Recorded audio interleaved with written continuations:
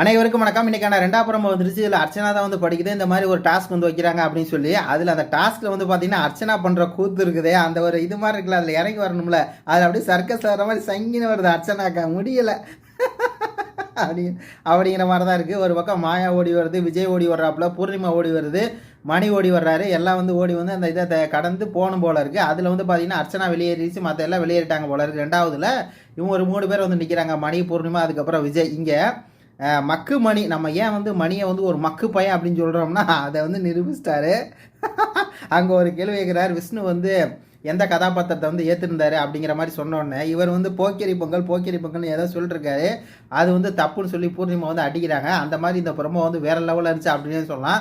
அதுலேயும் நம்ம அர்ச்சனாக்கா வந்து பண்ணாங்க பாருங்க ஒரு ஸ்கேட்டிங், அப்படியே சொங்கின்னு வந்து சொங்கின்னு ஏறுறாங்களா. அர்ச்சனா பிரச்சனா ஒரு இளவுக்கு லாய்க்கில்ல, ஒன்றுத்துக்கு லாய்க்கில்ல, வயசு புல்லான்னு பேர், ஒன்றுத்துக்கு லாய்க்கில்ல, டைட்டில் இன்னொரு ஒரு கேடு உனக்கு அப்படிங்கிற மாதிரி தான் இருக்குல்ல. மக்கு மணி வேறு அப்படி காலை தூக்கிட்டு அப்படியே டான்ஸ் பண்ணுறாங்க. மக்கு நீ ஃபஸ்ட்டு ஜெயிச்சுட்டு அப்புறம் ஆடு அப்படிங்கிற மாதிரி தான் இருக்குது. இது பற்றி உங்கள் கருத்துக்களை சொல்லுங்கள். நன்றி, வணக்கம்.